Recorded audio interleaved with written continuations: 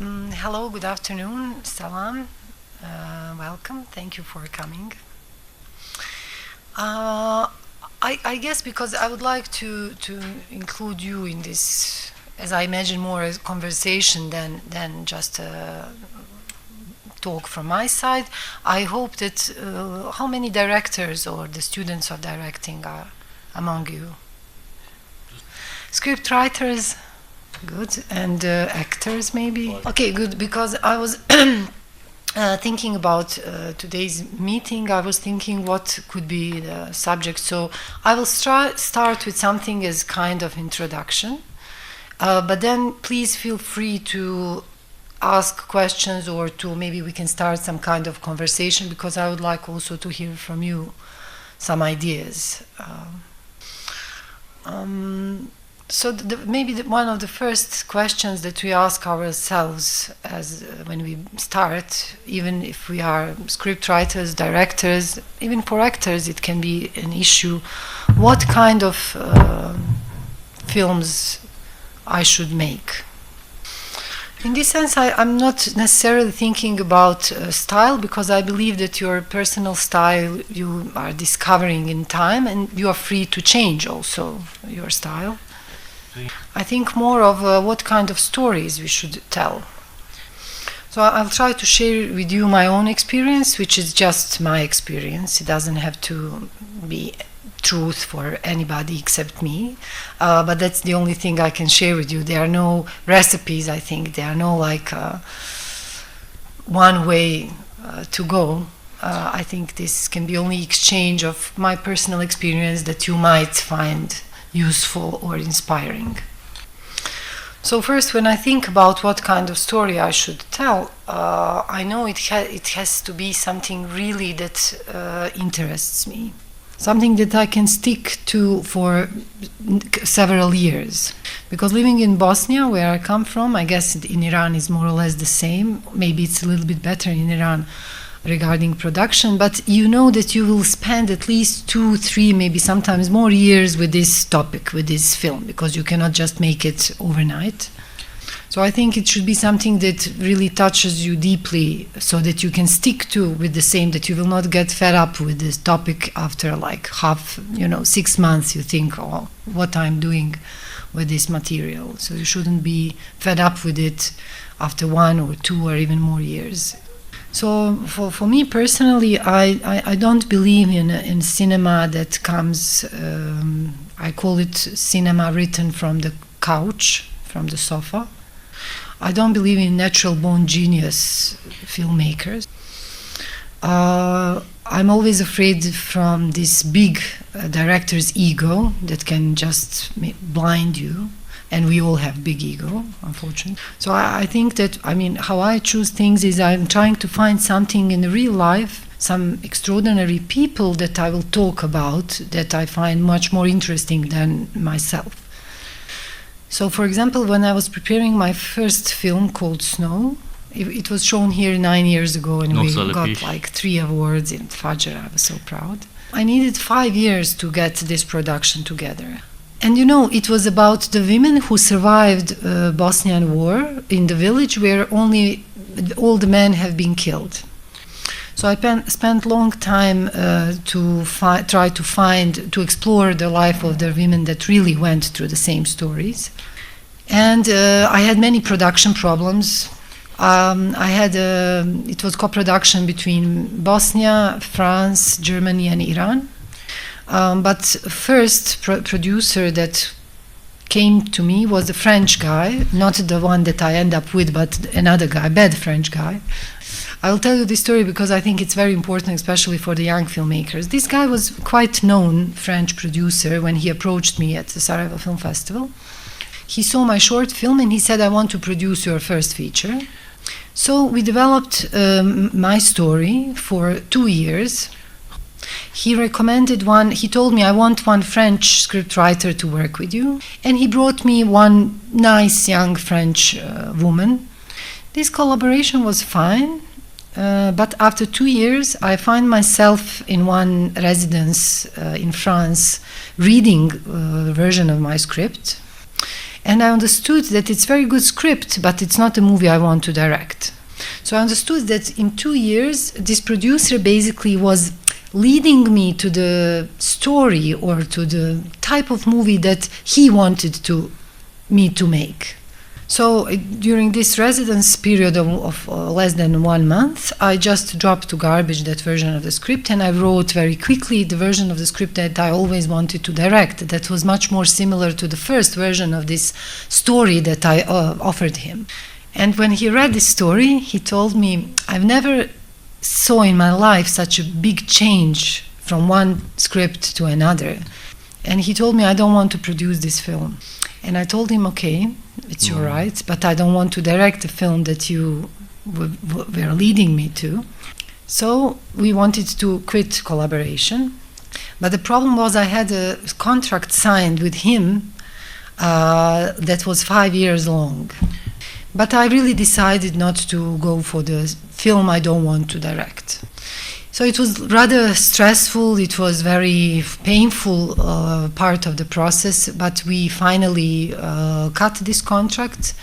I had to pay him back some money that he invested until that moment. So after that experience I learned, and I'm recommending you never sign a contract that is longer than 2 years. 2 years you can survive, if you split, I mean, it's not a long period, but 5 years it's too long. And also I learned a very important lesson about my position in front of the producers. I never regret this decision. Very soon I find a really good French producer with whom I work even now. I find German producers that were okay. And I find Iranians, at that time it was the Center of Documentary and Experimental Film Center here in Iran, which was amazing, also great collaborators to work with. So this movie finished in a Semaine de la Critique in Cannes, and it got Grand Prix in this program. So it was happy ending. There was one interesting sentence that producer told me, and I remember it and I will always remember. He told me, I like to work with female directors because they never give up. He was right, because I think that he quit producing after some years, and I end up with the Grand Prix, which was good win. So after all this, so I really know that women are really strong and filmmakers, because we can quit, but it's very hard to force us to give up. Men are much more, weak in that sense. After a few obstacles, they are like, I cannot deal with it. But women are stubborn and very dedicated. So that's a good thing. So yeah, basically it was during all these 5 years, there were many moments when I thought that this movie will never happen. So many obstacles that looked as I cannot just go over that. What gave me strength in those really hard moments was the content of this movie that I wanted to make. So I was thinking, since I was talking about women who survived war, whose beloved ones were killed, and I met those women, I thought, if they don't quit, if they can find the strength to continue, who am I to give up from this project? And that's why I mentioned how important it is for me, at least, to make a movie about something that is bigger than you. It will always give you strength, to go on. It will be your motivation. So on my second film, I became producer as well, which I don't like at all. But since I went through many traumas, I decided to be the one, to negotiate and to decide, not to be again in the position to be manipulated. And this film was about two kids who stayed without their parents during the war in Sarajevo, and then they are trying in post-war Bosnia to find their place under the sun. I did many workshops in orphanages and with the kids, because the topic was also the violence and the minority crime, criminals and so on. So I also get known very well with the subject through the real people in real life. I never could achieve this reality and this charm of Iranian cinema, unfortunately. because I think Iranian cinema touches it in the most extraordinary and beautiful way in the history of cinema. But I think with my third film regarding the atmosphere and the directing of actors and so on, I think I came close to Iranians. So this third project, basically I came the closest to the content to combine and to the real life and cinema, because this third movie that was playing yesterday and will play also tomorrow here is a story about Syrian refugees, Syrian kids, orphans, that I find on the border cities in Turkey, close to the Syrian border. Now when I'm talking about my cinema, it seems as a hell of a depressing cinema, but it's not. If you watch the movie, you will see that it's even if it sounds like, you know, like Syrian orphans and so on, it's a film full of joy and life and love and beauty. So that was the closest when I understood that this, what I do, might be useful for the mankind, for humankind. This third project showed me that we have purpose, probably, as a filmmakers, because otherwise I was questioning that all my life, and still will probably. Yeah, but yeah, that's what I wanted to open as maybe discussion, is that what's the purpose? Because why I thought that my third project has really the most sense, because I met those guys, those children in the orphanages and in the camps in the border cities. I wanted to do something because one non-government organization invited me to do something with orphans, because their focus are orphans in Somalia, in Bangladesh, in wherever. And we decided to do some workshops. I'm child of the war. I was teenage when the war started in my country 20 years ago. So I wanted to do some workshops, and I met many orphan kids on the way. So I wanted to finally make a movie only because, you know, I never was in Syria. It wasn't, let's say, my war. I didn't want to enter into any political or any area that would be, how to say, like senseless for me to treat. So I wanted just to make a movie about the kids. Because what I learned in those years from our war until all the wars that I am following, unfortunately, is that at the end of the day, those who are innocent are those who are suffering the most. And those are most of the time kids and women. So by the end of the process, I find incredible kids who were acting amazingly, and most of them were really depressed and, how to say, like very damaged psychologically when we met. But through the process, they start to feel more self-confident, they start to feel more optimistic, and at the end they find our producer and this organization also changed the material aspect of their lives, so they rent flats for them and so on. So it was the first time in my life that I saw direct impact of cinema on people's life, and I was really happy that it exists, that it's possible. So I'm not saying that cinema must have this social impact necessarily. I think that cinema can be as an art, it can be just some noble, beautiful, or disturbing thing to communicate with people. But more and more I'm wondering about the purpose and the possibility of art house cinema, and where and who can see us. As Miss Gentleman said, do you know how many people saw your film and did they like it? I don't know. And I know that it's not millions of people for sure. And I'm wondering what is the future of art house cinema and how we can find our place in the world that doesn't care about anything except the commercial substance. So I don't know how many of you have experience of, for example, showing your work to your family or to your friends who are not filmmakers or artists. And what is the response from people, ordinary people in Iran? What do they think about? How is it possible to reach here, for example, just simple people to come and see some art house? سلام خانم بگیچ. من یه تجربه، چون سوال شما رو سوال خودم هم باش به قولن رو انتقال میدم. دهه 70 به قولن رو تجربه یه کار مستند که بعد داستانی شد و قسمت‌های مختلف دیگه شد رفت. من میخوام سوال رو اینطوری مطرح کنم که شما فرمودید که 3 تا فیلمی که ساختید با 2 تا 3 تا پشتوانه خوب، یکی زمان مناسب داشتید، یکی فرصت به قولن سرمایه‌گذاری از طرف تهیه کننده مناسب و تضمین حالا بعداً برند شدن خودتون. دوستانی که حالا اینجا نشستن اکثرا یا کارگردانی فیلم‌های کوتاه هستن یا تجربه‌های اولشونه. اینجا دیگه چند تا دغدغه دیگه به پیش میاد. یکی دیده شدن فیلمشون، سرمایه‌شون و ممیزی‌های بعد. چون اولین تجربه‌ای که تو بحث فیلمسازی برای ما پیش اومد با اسپانسر خوبی مثل تلویزیون برقرار شد. داستان فوق‌العاده خوبی بود که یه قسمتی از به قول معروف خاطرات این کشور بود، مثلا بحث جنگ بود. کار اسپانسرش هم یکی از ارگان‌های نظامی بود، ولی تو ممیزی پخش هیچ موقع اتفاقی نیفتاد. حالا بعداً ساپورتایی که شد جاهای دیگه، توی لبنان جاهای دیگه این فیلم دیده شد.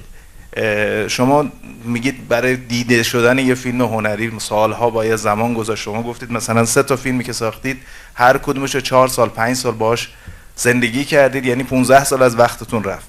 ولی دوستان من یا باید 2 شغله باشن یا هزینه هاشون رو یه جوری جبران کنن، یعنی اولین فیلمشون آخرین فیلم زندگیشون نشه. شما به عنوان یه دل برخونی دارین دیگه.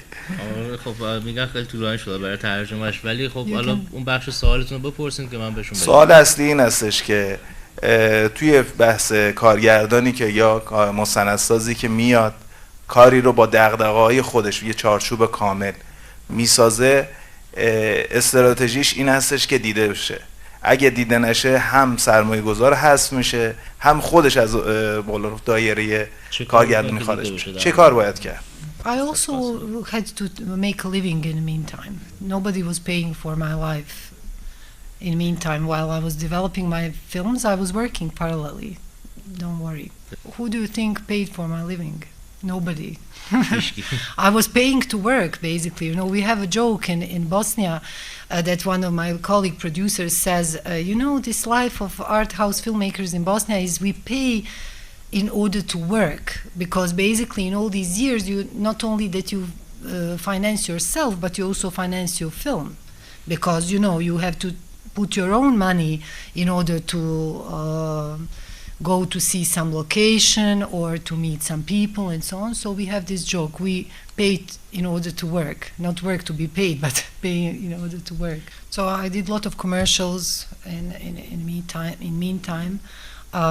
Until I also became a teaching professor at the academy, so it also helped me to have some financial support. And when I was younger, I tried many different forms, from TV to some being assistant and so on. So yeah, you have to work hard.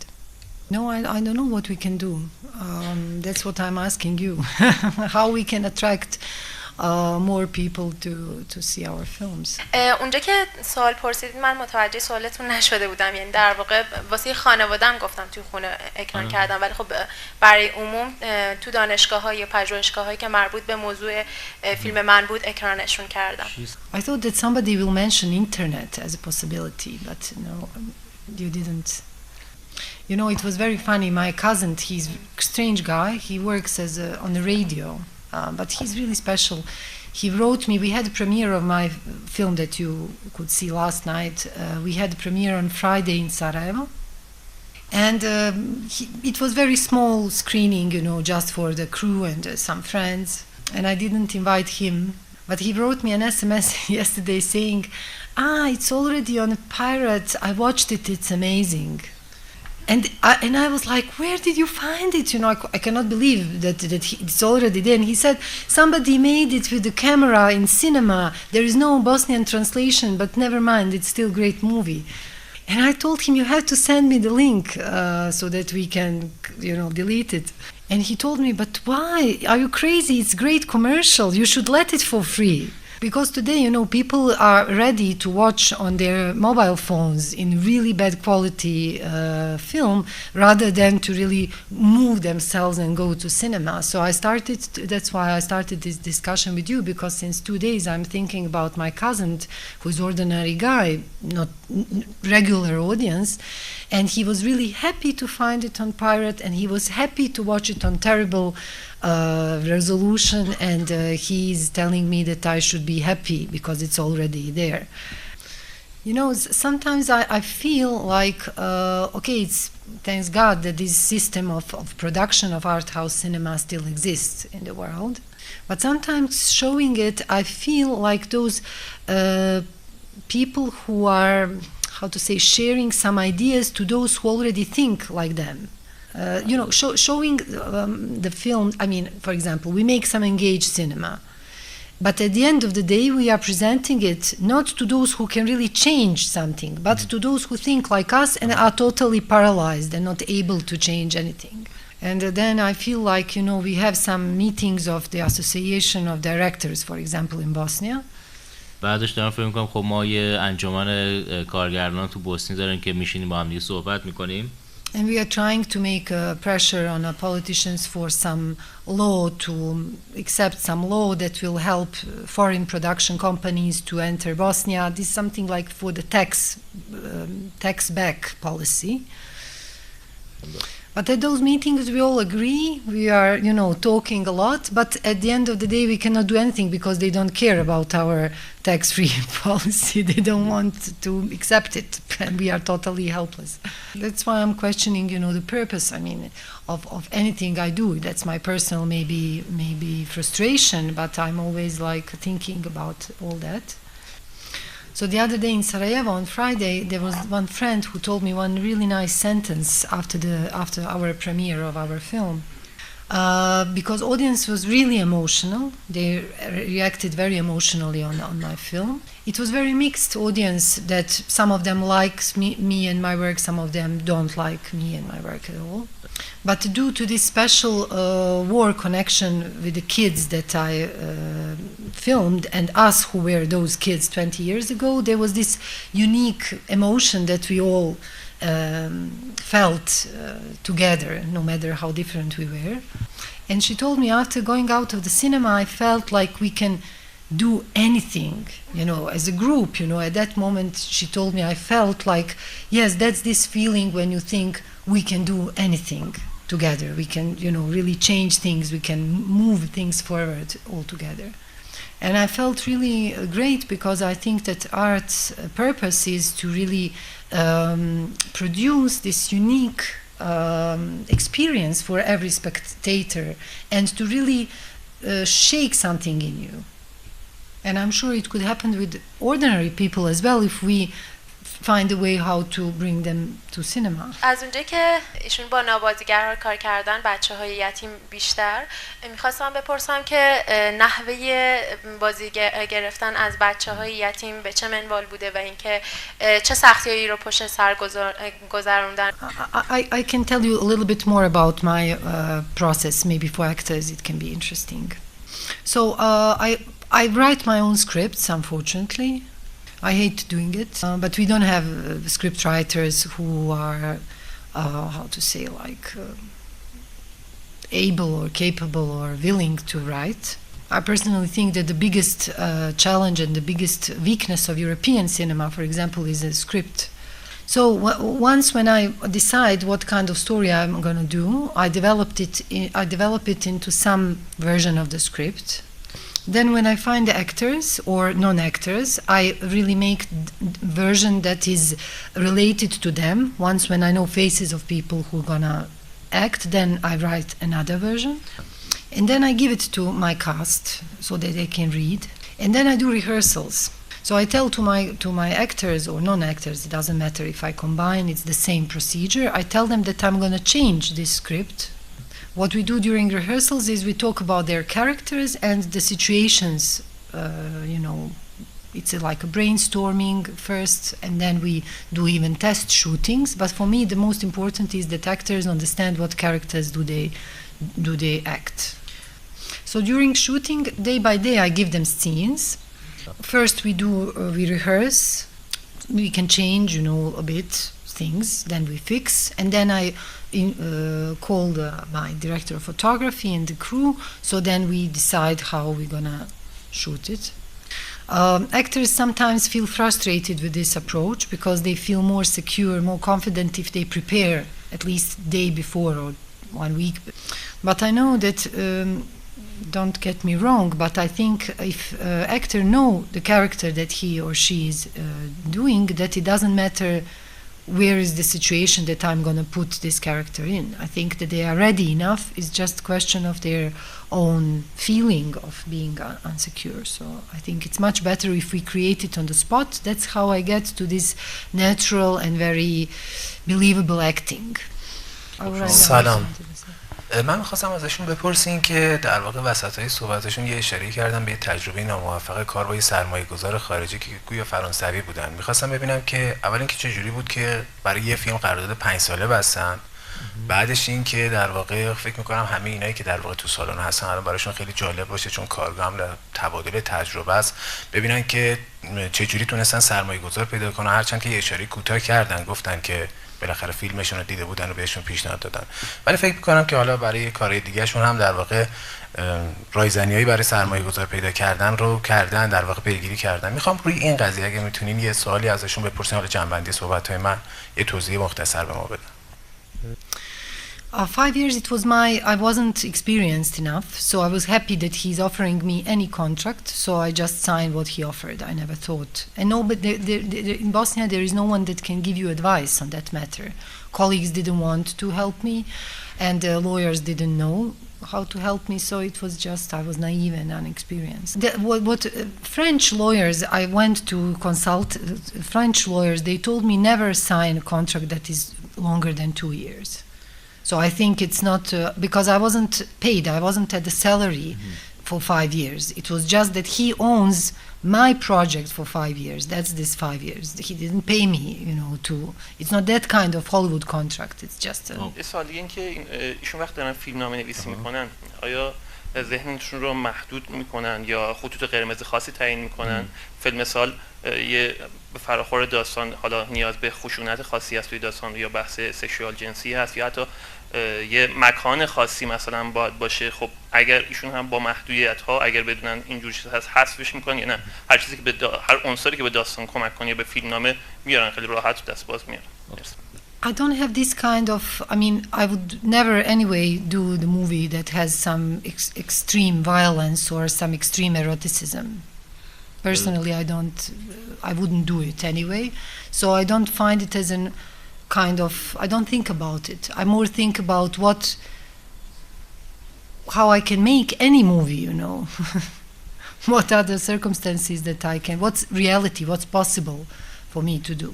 Not in terms of violence or sex, not in that terms of that censorship. I just wanted, there is another question, just a short, I know that every nation think that you have the worst conditions in the world. But just to give you the closer picture where I come from. In a very small country, our film fund annual budget is less than 1 million euros for everything. For the feature, documentaries, short films, blah, blah. Recently it's corrupted by the political parties that are in power. So only if you are, applying with the projects that, not even regarding content, but if you are a person who is connected with these guys, you can get, so it's irrelevant if you can have violence and sex in your movie, you cannot make your movie. So the freedom is very relative thing, I think. You are free to say whatever you want, but you cannot say it because there is no, you cannot make a film, so that's it. And it is also a kind of censorship, if you want. In my whole country, there are only 30 cinemas. Before the war, every village had a cinema. Now, in the whole country, all the cities and villages, we have 30 cinemas. Country is very divided. It's not even easy to travel everywhere. It can be dangerous. For my first film, I did in a village that is surrounded with minefields. So for some scenes, I had to go first because I wasn't sure if there is no mines around. So I was the first one to go, and then my assistant, and then actors. At that time, my daughter was only 8 months old. Luckily, my husband is director of photography, so we were together, but we had to bring baby with us. My last film I did just close to the Syrian border in Turkey after the 15th of July with children that were traumatized, bringing my 2 children now, because now I have 2 children with me to the border city. My father thought that I'm crazy, and he told me, if you want to get killed, fine, but why are you bringing your own kids to get killed, and so on. Yeah, so it's not really fairy tale. Out of Iran, there are also bad conditions for some people. It's not that people are just giving us, like funds and financing. No, it's not. Well, for the short films, I don't like this form. But I think that young people have to do short films as an experience, as a try. And yes, I always felt my short films could be feature films. And always making short film, you think, okay, maybe one more week of shooting and I could have a long feature. It's sometimes you feel like it's just waste of time to make a short film. But there are certain forms that really fit very good in this short time. One of my films that I did in the omnibus called Bridges of Sarajevo, I like very much. I think it fits perfectly in this 7.5 minutes form. But I thought it more as an essay, not as a story, So I think if you think it's a specific form, and it has to has its specific, I think, language and how to say, like some logic. And if you just make it because you don't have budget for a feature, then I think it's not good. ایشون اول صحبتاشون اشاره کردن به این که دوست دارن به واقع‌گرایی سینمای ایران نزدیک بشن و با تشریح پروسه تولید و کارشون با کودکان. از این نظر فکر کنم شبیه به بزرگان سینمای ما مثل استاد کیارستمی هستن. میخواستم بدونم آیا ایشون توی کاراشون تحت تاثیر ایشون یا هر فیلمساز دیگه ایرانی هستن یا نه؟ Yeah, I like a lot this old Iranian cinema, like early generations, and very new few works that I have seen are very interesting. This contemporary Iranian cinema is very nice. There's this certain very nice approach, how to say, like genuine and very easy approach to life in that cinema that I like very much. And there is one very funny, I think that Kiarostami's movies were like that exactly, but he said that he feels much better if he enters the cinema and then he sleeps a little bit and then wakes up, and then what he sees he will never forget. He said that he liked more films like that than the films that you watch like this, and then after you exit cinema you will never remember these films. I think Taste of Cherry was so boring, in some moments I thought I'm gonna die, but at the end I wanted to jump and to applaud, and I will never forget this movie, but it was, in the moments, it was boring as hell, Or I remember it was even during our war, I think that it was the Under the Olive Trees.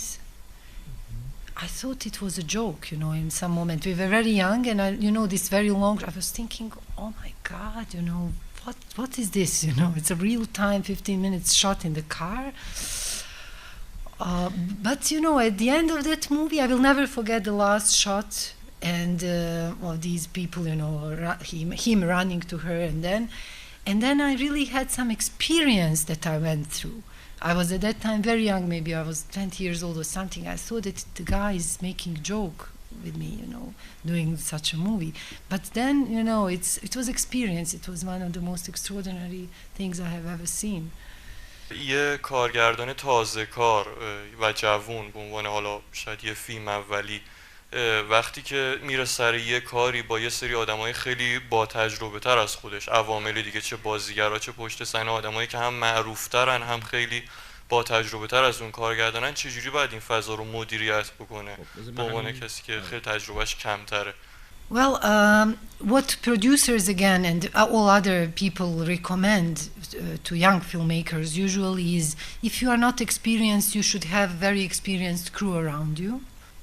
But I decided to go the other way. When I was preparing my short diploma film, I was going around the production companies offering the script, and they told me, yes, we will produce it, but you have to take certain experienced director of photography and so on. And I refused that. Because for me it was very boring to work with people who are like twice older than me and who will overtake the set, as you say. I cannot direct director of photography who is thinking that he knows everything. So how can I make him feel excited about my project, which is very important. So this story was very generation story of that short film. It's called First Death Experience. You can find it on YouTube, probably. And I wanted to have my generation around this project. I want to have people around me who really care about this topic and that I feel comfortable with to work with. So I found a production company called Center for Contemporary Arts, and they never had any experience in producing films. I had no experience in directing. My director of photography had no experience in shooting. My set designer didn't have any experience in so it was our first film experience also. We really enjoyed the process. The film was very successful. It ended up in Cine Fondation Cannes Film Festival. And 20 years after that short film, we all growed together, all this crew, we worked together, and now we are all very experienced and known, let's say, filmmakers. And I'm very happy for this. So I'm not saying that you have to all work with your own generation, but I think that if you pick up your collaborators, those have to be people who are motivated to work with you, who like you, who will respect you also, and who really think that this story is important for them as well. And then even if they are older than you, more experienced than you, they will not overtake your project. You will be the one who's gonna lead everything forward. And don't take collaborators, they don't find any provocation, however experienced they are, however old they are, if they don't have this joy of getting know new things, I think they are dead as artists, so don't work with them. میخوام ببینم که ایشون کار تئاتر هم کردن به عنوان کارگردان یا نه و این کمکی میکنه تا تئاتر کارگردانی کردن یا حتی نمایشنامه نویسی. I finished the theater and film academy for film and theater. I'm also professor at the same academy where we teach one semester theater and another semester film. So yes, I think theater can teach you, especially the theater literature, can teach you more about characters and the relations and your relation to actors than anything, probably. I personally don't like the process in theater because I find it completely unhealthy. But yeah, it can be. از اینکه شما فرمودین که چند سال رفتین زندگی کردین با کسایی که می‌خواستین راجع بهشون فیلم بسازین. میشه از تجربیاتتون راجع به جمع‌آوری اطلاعات، اینکه خب در هر صورت ما به عنوان یه فیلمساز ممکنه که اون تجربه زندگی رو نداشته باشیم به اون آدم‌ها و از یه حدی نمیتونیم فراتر بریم و نزدیک‌تر بشیم به اونها. برای اینکه به اون دیدگاه خاص آدم بتونه برسه و بتونه خیلی فضا و اتمسفر نزدیک به اون به قول معروف صحنه رو ایجاد بکنه، چی کار میکنیم برای جمع‌آوری اطلاعات؟ Well, I parallelly do several things. I'm always reading, if there is, I read documents about certain phenomena. I try to read fiction or to get known with some photos, paintings, it depends. So that's one area that I'm trying to explore my subject through. Another area is real life, like real people, real types, phenomena. I have to be on the spot. I have to feel the place in order to write and to make a movie about it. So it doesn't have to be 1 year of preps. It can be less, but I have to go there. So my next movie, for example, is going to be based on the oral poems of Bosnia. It should be a love story told through female perspective. In order to tell this story, I'm going to travel around, visiting different female associations. Some of them are singing, some of them are doing some craft, because I need to feel the beat of real women in my country. You know, I cannot imagine that. I'm not saying it has to be necessarily for everyone, but it's just what is motivating me, what is giving me ideas. And thank you.